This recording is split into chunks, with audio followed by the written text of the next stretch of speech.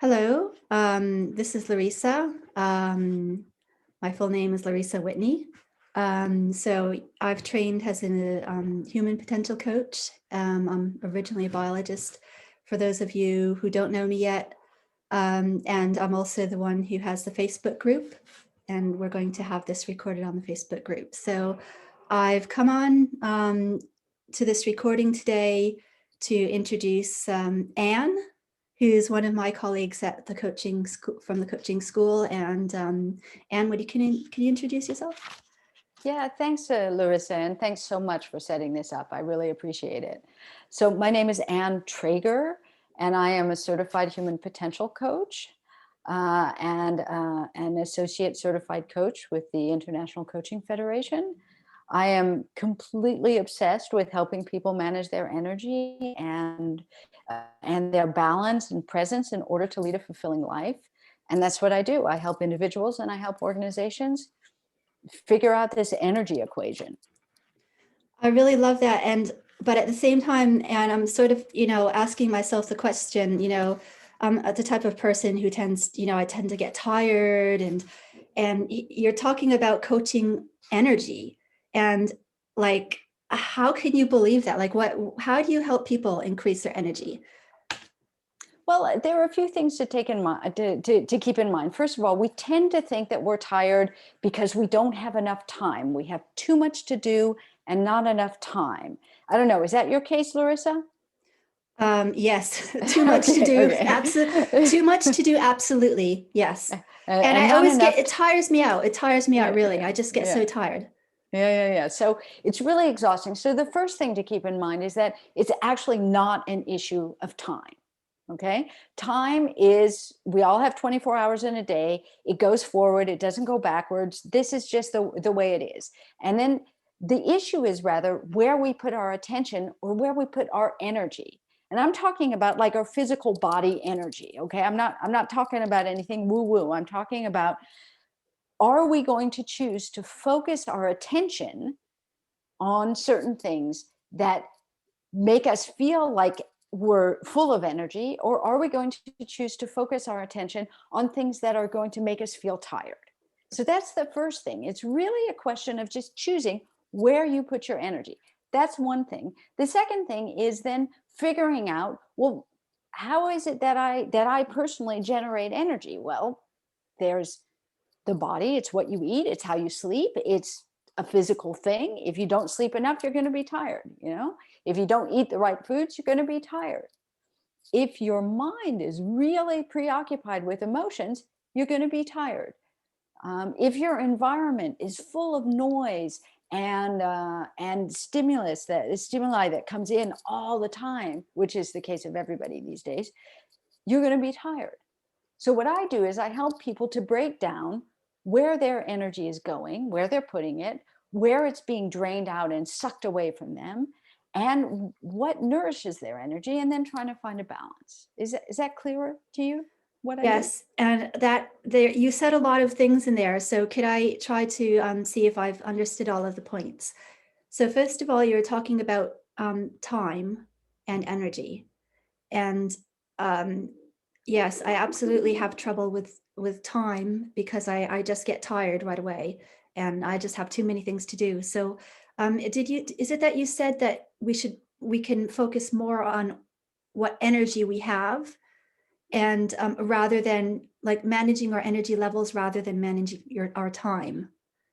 And That's exactly it. That's okay. exactly it. It's that to just separate trying to manage our time and to say, well, what is it that I'm really trying to manage? Well, I'm trying to manage my energy levels.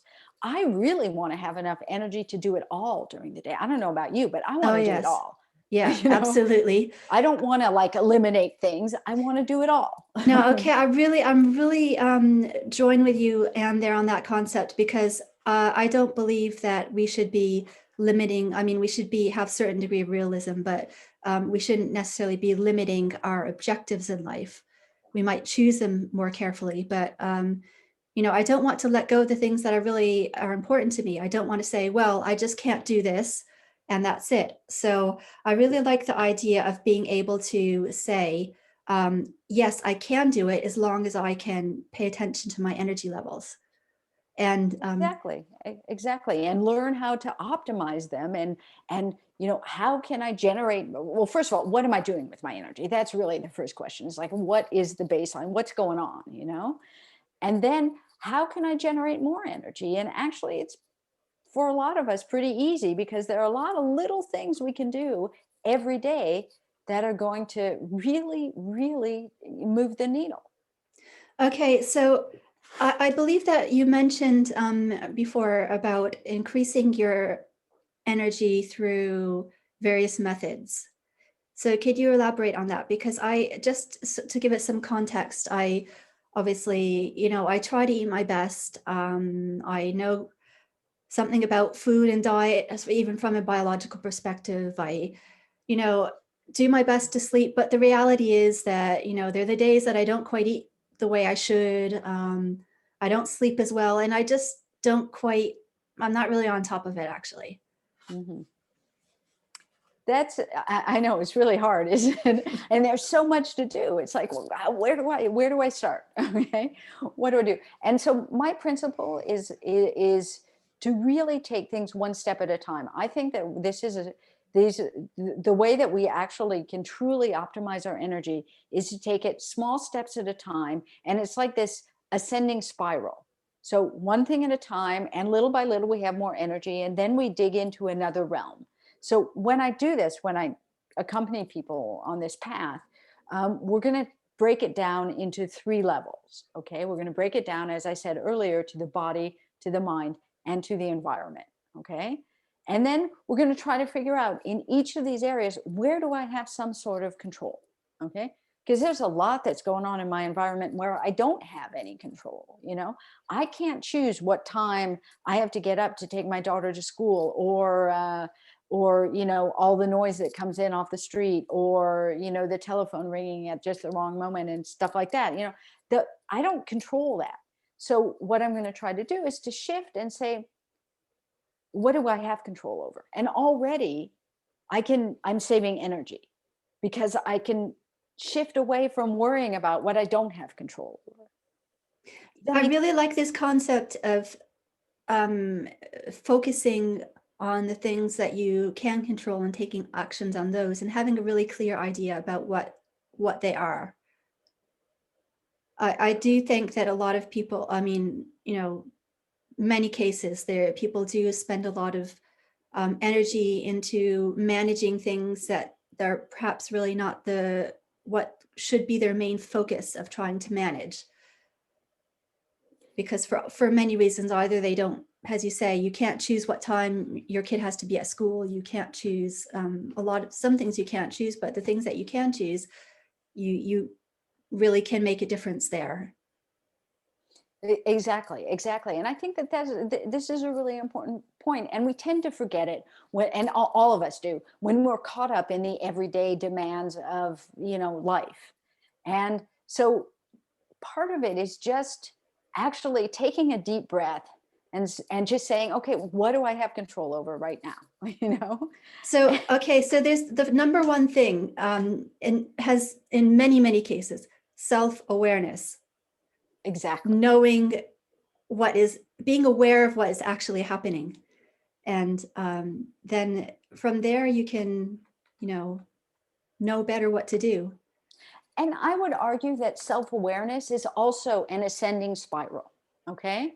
So when I take people through a program, we always start with what I call the ReBoot.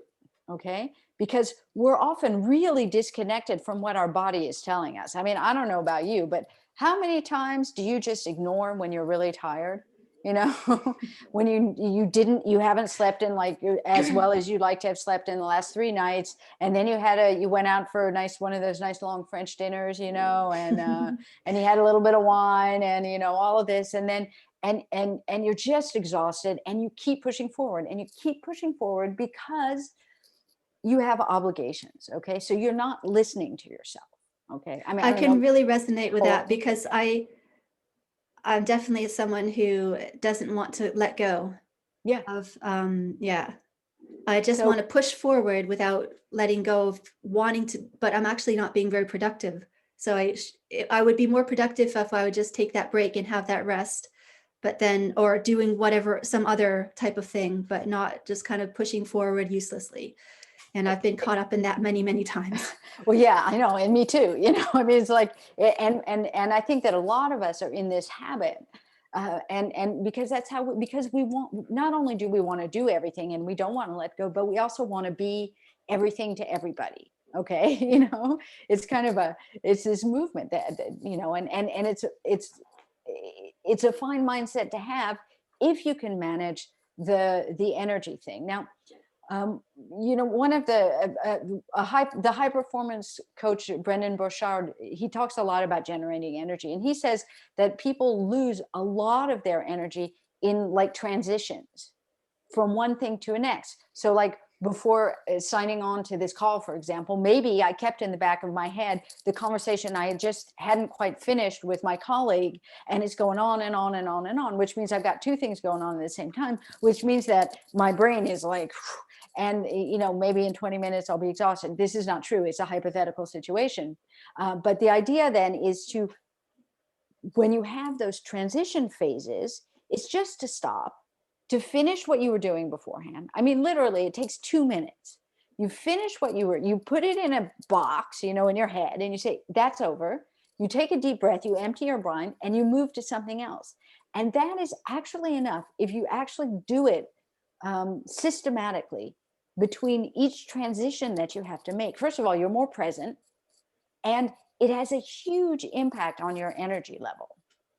And particularly these days, sorry, I just going on. I mean, I like to talk about this, but I've seen some really amazing things with people who are planning these video conferences all day long, back to back, back to back. Okay.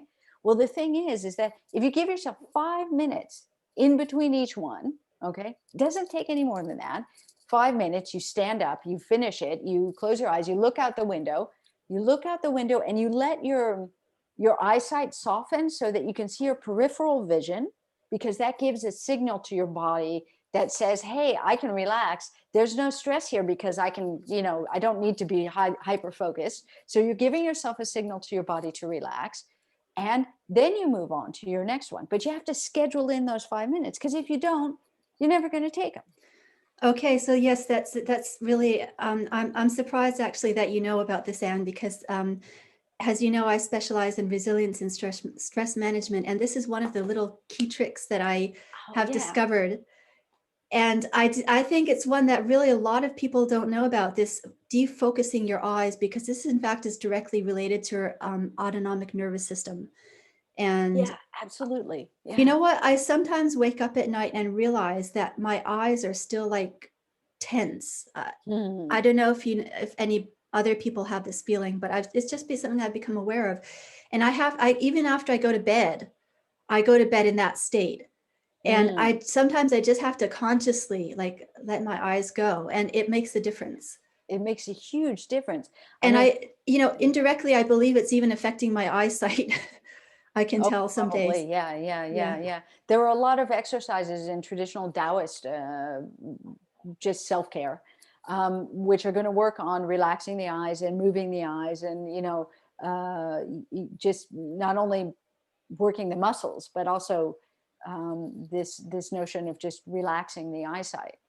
And for example, when you do Tai Chi or you do Qigong meditation, often you're going to relax your eyesight as well in an unfocused, you don't close your eyes necessarily. You leave them open, but in that less focused state. Okay, so we've gotten on to talking about one of the many stress relief techniques. And so I just want to bring it back, though, that does, I believe, relate strongly to energy, because it's that mental energy, that being present in the moment and making the most of what you're doing at the time. And your mentality, I do believe, is definitely caught up in the energy that you bring to the situation. I totally agree with you. I think that there's a lot. And when you say mentality, well, what are we talking about? Okay. I think we're talking about a lot of different things. Okay. I think we're talking about mindset. Like when I go into something, what is my mindset? What am I deciding that I want to make of this situation? There are the emotions. Emotions are huge hugely. They're all energy. They're just like, you're going to have a physiological response, which means you're going to use up your energy, your fuel for an emotion. So you need to take that into consideration. There's there's also, what is your motivation? What is your core? Anybody who's actually felt really motivated about something knows that just gives you energy. It gives you a reason to do it. You forget all the rest. It's part of a whole flow cycle and so forth that allows you to be more productive. So there's so much that goes into like the mentality, and it's enough. Yesterday I was feeling really tired. It happens, it's like everybody. I was feeling really tired, and I just sat there and I said, pretty soon you're going to be, you have an appointment with a colleague, and then you're going to be with the family. It was the end of the day, the afternoon, and I was like, how do I want to do this? I'm going to decide that I'm not going to take this fatigue into the meeting, and it's a decision. And I was like, no, this, literally this goes through my head. It's like, oh, that's just stuff you say to your clients. It doesn't really work. I don't know about you. And I said, no, it works. This is just, I had this mental chatter going on, but it really works because I just decided that I was going to let go of that fatigue at that moment. So the mind really plays an important role. How are you what kind of energy are you going to bring into this thing? Yeah, for me, the mentality is, for me, it works a lot on worrying about, stressing out about something that happened before, and what might be going on, what I might be having to do the next day, or if I had a conversation with someone that agitated me. That's definitely a big challenge area for me, myself, and for other people, it might be, different things. Yeah. So that's interesting, because what you're saying is, and you mentioned it earlier about coming to this space where you're focused on the here and now, and it sounds really elusive when you've got a lot going on and you've got a plan and you've just had some stuff happen, and it sounds very elusive, but it is something that can be trained.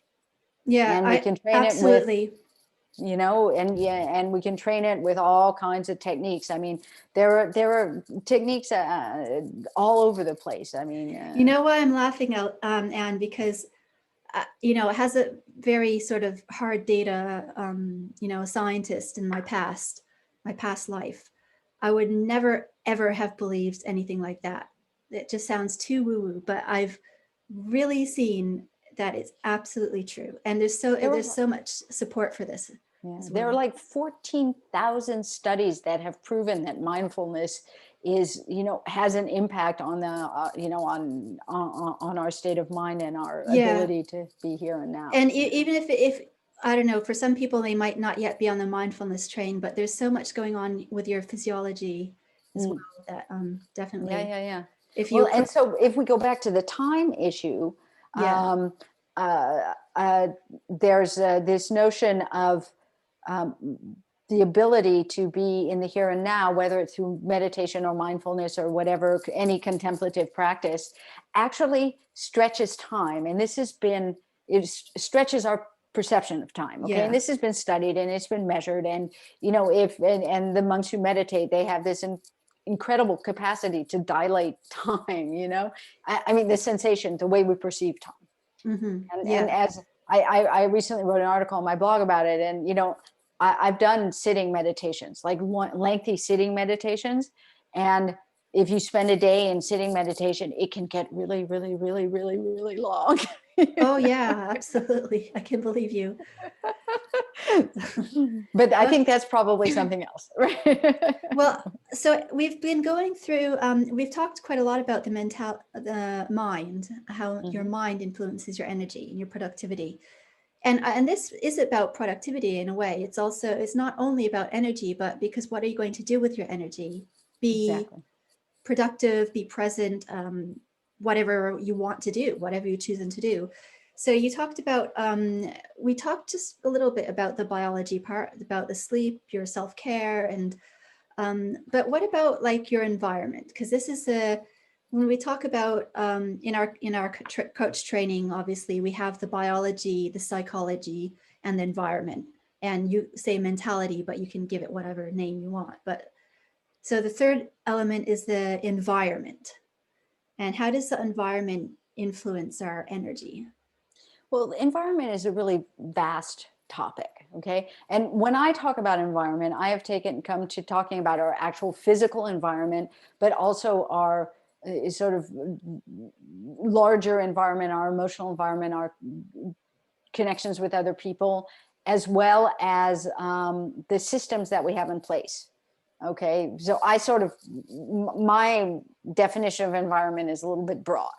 But the first and foremost when it comes to energy is getting your circadian rhythm on schedule, which means light. It means light exposure. Okay, so this is a really big deal because a lot of us, I mean, and now, of course, with lockdowns all over the world and all of that, and people not getting outside, we are not getting that much exposure to natural light. And our brains actually need full spectrum natural light morning and evening, and preferably morning, noon, and evening, in order to just function, to get all of the hormones going in the right way, and digestion going, and sleep signals going, and so forth. So if we don't do that, then we're going to be exhausted. Okay, It's so really anyone simple. who has any doubts about how your circadian rhythm plays into your energy, or let's put it in different terms. If you have any doubts that the light in your environment is actually not really influencing you, let me tell you right away. This is something which is a fundamental biological concept. Okay, it has nothing to do with any sort of woo-woo notion of, oh, put some nice light on. Light is a electromagnetic frequency, which it hits your eyes and your skin, whichever part of your skin is uncovered, and it interacts with different receptors in your body. So we have blue light receptors. You have different types of receptors in your eyes. I'm not even an expert on that topic, but so there's absolutely no doubt whatsoever on this. And and in fact, there's thank you, different Larissa. genetic elements that play into your circadian rhythm as well. So And thank you, Larissa, for specifying that, because it's so true. And our bodies are just made that way, and we need the light. But we don't need the light like the kind of light I've got coming at me right now, which is not full spectrum and like really bright in my eyes and all of that. What I'm getting right now, and I will tell you, it is nearly 5 p.m. in my time, and I'm getting this bright white light in my eyes so that you can see me on the screen, and so my brain is getting a signal that says it's noon. Okay. So I'm going to have to implement after this some strategies like getting outside and watching the sun go down in order to give my brain another signal. The thing yeah, is that after the sun goes down, when I come back in my house, rather than putting on the bright lights in the bathroom, I mean, my poor family, I turn off all the lights as soon as the sun goes down, and then I put on my red glasses, which have nothing attractive to them at all. Okay. And then I'll keep turning off the lights all over the place, because as Larissa said, you've said so rightly, even the skin is sensitive to light. So I'm going through all of that just so that I can get on track for my sleep at night, because sleep is like the most incredible rejuvenator and energy production that there is. Yeah, so if your body is programmed to think it's in the state of nighttime during the day, or you haven't slept properly and you've put your circadian rhythm off balance. I mean, just imagine when you're jet lagged. So you know how horrible it is. But it's not only just because you're used to that rhythm, it's actually because your body is programmed into different states depending on what your circadian rhythm is doing. Yeah. And light is definitely one of the most important factors. I believe meal times also plays into that when your body is digesting and stuff, but it's Exactly. not. Light is really, really one of those big factors, which is going to program your circadian rhythm and therefore program your sleep and your energy levels. Exactly. Okay. So that was just well, one there's environmental that. problem. There's that in environment, but there are a lot of other things in environment. For example, you know, you go to the office, okay? So maybe it's not in the office right now, but it's through, you know, your video conference. And maybe you schedule an appointment in the morning with that colleague who just, you know, there are some people, it just doesn't, it's just draining. I mean, we all know that we have people in our environment that when we spend a half an hour with them, we feel like it's been 3 days, okay? And we feel exhausted. I think it happens to everybody. So the idea is, well, how do you manage that? Some of these people you can perhaps not see or not interact with, but if you have to interact with them, again, we come back to awareness. Oh, I'm aware of the fact that with this person, it's exhausting, okay? So maybe I won't put the meeting at the morning, but maybe I'll put it at the end of the day, like right before I go home, so that it doesn't impact my whole day. It's all about optimizing. And then maybe I'll take some quick, fast breathing ahead of time to sort of wake me up, so I'm full of energy when I go into that meeting.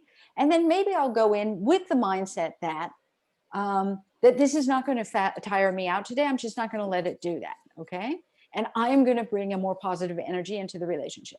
And so you see how all these pieces go together. You've got the environment, which is this person who is just exhausting to you, because that happens. Okay. For whatever reasons, you don't need to be psychoanalytical about it or anything. It's just that is okay. And then you say, well, how am I going to deal with it so that I personally do not have my energy drained by this situation? Yeah, relationships are definitely a big energy drainer, I believe, for many people. So there's that, and there are the boundaries that we set with other people. You know, working from home, for example, is so important for all of us to be setting up boundaries. You know, and like saying, well, actually, between 12:30 and 1:30, it's lunch. I'm not going to have an appointment. Or telling the kids that they can actually come and interrupt me between this time and this time. You know, these boundaries are part of what I call environment, so that you can manage where your energy is going. So I like there's one thing that I found written on your website, and I really like it. You wrote, "No is a full sentence." Yeah. And I totally resonate with this in the sense that selecting what you're not going to have in your life is just as important as where I would say that's the first thing before deciding where you're actually going to put all your energy, where you're going to dedicate it, but just making choices about what you're not going to have.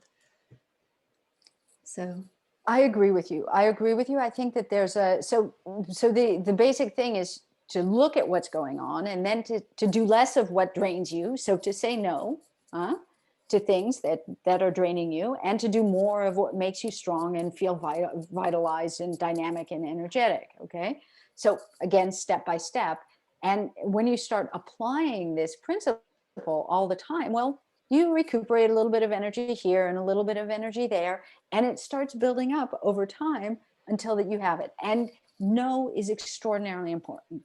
And when I say no is a full sentence, it's not no because you understand I need blah, blah, blah, blah, blah, blah, blah, blah, blah. No, it's just no. You don't need to explain yourself. Okay. And there are nice ways to say no, but I think that we tend to spend a lot of energy, a lot of us, explaining, you know, like we feel a little guilty about saying no. And so we explain it out and this and that and the other thing. But all of that guilt is an energy suck. You know, just like, I think it's really just about giving yourself the permission to be comfortable in your decision. And then it's okay to explain things to people, but it shouldn't be coming from a place of trying to prove it to yourself. Exactly. Yeah. If you know it's not good for you. And I think this can extend certainly to your food choices, to many, many things. So it's not just, yeah. So, okay. So when we talk about, there's another part of your, on your website that you talk about how to show up full throttle on every occasion. I believe the title was, I'm not sure exactly. Yeah. So we come to this notion again of managing the energy so, managing your energy levels. So it's strategies to show up full throttle no matter what. Okay. And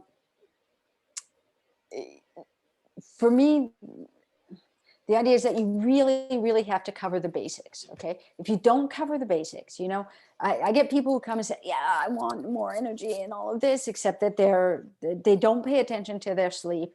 They're on Facebook at 2 o'clock in the morning. They wake up and they do their email before they even have their coffee. They don't do any sports except on the weekend, where then they'll go do, CrossFit for 3 hours. And, so there's this notion of, you can't really manage your energy until you get the basics right. Okay. And I saw something else that you wrote that I sort of like, maybe we could go over it from that point of view. The first thing you do to increase your energy, the first thing you do is eliminate what is causing you to lose energy. Then you focus on increasing doing more of the thing, do less of what drains you, and then you have the do more of what energizes you. Right. And then there's a third part that's talking a little bit about mitochondria. Yes. So could you go over that just really quickly? Okay, so yeah, we've already talked about, this identifying the energy thieves, where it's all going, and then adding more energy. And again, not in the form of adding an extra cup of coffee, okay? But finding understanding the way your particular body is producing energy at the times of day. It produces more energy, what you need to eat to have more energy, and all of that. I mean, it's very individual. So that's adding more energy. And then there's this notion of mitochondrial density. Okay. What does that mean? Okay. Now, I'm sure you will be much more articulate than I am describing what the mitochondria are, but basically, well, maybe go ahead. I'll just let you do it. I'm just interested in hearing how you describe it, because as a biologist, I could get into all the tiny little details, and I think that you might explain it better to the normal people. So basically what happens is, in our cells, there's these little, I can't find the word for it right now, these little parts of our cells that are called mitochondria, and they're responsible for producing the energy. Okay. There are these chemical reactions that happen, and it produces something called ATP, which then the bonds are broken and it produces energy, and then it recycles itself, and so on and so forth. The process itself is not, I mean, it's interesting to know it when you're kind of a geek and all of that, but you don't need to know the process or understand it in order to understand that the more mitochondria you have, the more energy you have. Okay. And so learning what it takes to have more mitochondria, and to have healthy mitochondria and strong mitochondria, is really, really interesting. Okay. What is it? What are the basics of that? Okay. So again, if we move away from the science a little, physical activity is going to increase the density of your mitochondria. If you're doing resistance work, it's going to increase the density of your mitochondria. Okay. You're going to have breath work can also do the same, because you're going to have more oxygen, and the blood's going to circulate more, and then that is going to improve the function of your mitochondria. Okay. All of this comes from exercise. Walking is incredible. And if you just walk 20 minutes every day, it's going to have a huge impact on your life, just as far as your energy levels go. And then if you need to explain it, it's because you're having an impact on your mitochondria. Best of all is high intensity interval training. Okay. What does that mean? It means that you go 60 seconds of some intense activity as hard as you possibly can, and then you take an active break of just small, short, calm movement for 30 seconds, and then you do it again. And you do it again, and there are all kinds of apps online that will give you high intensity interval training, and the idea is to do it over and over again, and it's going to have a huge impact on your mitochondria. Now, as I'm sure Larissa will confirm, there are tons of other things that are involved with having strong, healthy, abundant mitochondria. But those are just two areas, walking and high intensity interval training, that already give you a good start. Yeah. And maybe I could just add a couple of, things from my end. Just having the right vitamins and cofactors and, from your diet. and not eating stuff that's toxic, not Yeah. putting stuff in your body that's killing your mitochondria. Yeah. See, and that now, or on your body, like all those creams and stuff that are full of Anything, if it's on fragrance. your body, it's going in your body. So Yeah. if you put like this cream on and you're not really sure what's in it, and you look back after, you put on your hand, you look back after a minute and it's gone. Well, where has it gone? It's gone somewhere. It hasn't disappeared into thin air. So it's gone in you. And So and then I categorize under environment, so yeah. what's going on, what is our overall toxic load? Okay. Yeah, even what we're breathing, whatever products we're applying to our body, even if it's just shampoo, we're washing it off. But what kind of stuff does it have in it? Is it a natural shampoo? Does it have some kind of weird stuff that's supposed to, I don't know, make your hair shine or whatever it is? Or, Well, so the trick is, and there's a lot of label reading that then you get involved in a lot of label reading, and it gets to be really tricky because things like fragrance, even natural fragrance, well, there's no legislation that says what it is. So a natural fragrance could be anything. And a lot of them, a lot of natural fragrance is toxic. Okay. Well, you have to look at what the definition of natural fragrances is. It's something that we find in nature, but that's been chemically synthesized in alternated form, and that isn't quite at the end of the day the same thing as you find in nature. Or is that natural thing, is it actually healthy? Because you can get a lot of things in nature that actually kill you. So yeah, exactly. If you eat some kind of things, you're just probably going to die soon. So yeah.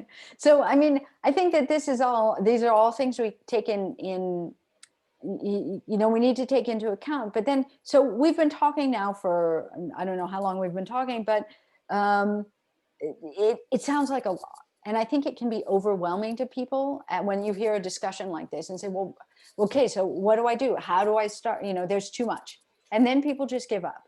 And I think that that's where I'd like to go back, if you will, to this idea of one step at a time, little by little. And it's in doing these little things over and over and over again that and then you add something new, and then maybe tomorrow I'll look at my shampoo, and maybe I'll change my shampoo because it looks like it's got the list of ingredients is really long, and then next week you do something else. Okay, so that it doesn't have to be overwhelming. What I find is that people are not lacking information about what they can do to have more energy. They just don't know where to start. And then there's just too much. And it's like, okay, well, too much for me, I'm not going to do it. Yeah, exactly. So that's where it really helps as well to have either a plan, or you work with someone who could be a coach, or even, just have a plan. Yeah, exactly. Yeah, I mean, when I coach people, I coach them through a step-by-step program that says, okay, now we're going to look at this, and now we're going to do this, and now we're going to do this. And then of course it's all individualized because all of these steps are individualized. It's sort of like a method by where you can start and get going. Exactly. So. And I have 3 steps in my method. The first is ReBoot. Second is ReBalance, because all of this balance balance is a moving target. Okay, so you've got to figure out what are your systems and how flexible can your systems be so that you can find that balance continually. Okay, and then the third step is ReConnect, because we do not live in a vacuum, which means that we are constantly in connection with other people. And my basic theory is that, and you already said, so once you figure out your energy, what are you going to do with it? And that's just as important as getting the energy right. Okay, well, I think that's a really good way to conclude it. And where can we find out more about your coaching program and what you do? So you can find out all about it at www.potentialize-u.com. Okay, well, thank you very much for coming on to explain this, and go visit Anne's site and check it out. And well, thanks for coming on today. Bye-bye. Thanks, Larissa, for the opportunity. It was really fun. Okay.